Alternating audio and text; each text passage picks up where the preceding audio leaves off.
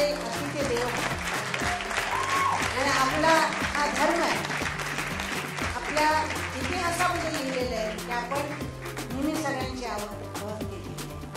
पण माझं मी कशातही नाही आहे, पण माझं आपलं सर्वांचं डोकं उंच होऊन आपण ज्या महाराष्ट्रामध्ये फिरतो कोणामुळं ते पण तुम्हाला माहिती आहे. आणि मी त्यांना प्रेम करते. I love that. मी नाव घेत नाही, तुम्हाला माहिती आहे. तर मी म्हणेन माझ्याकडून जय महाराष्ट्र.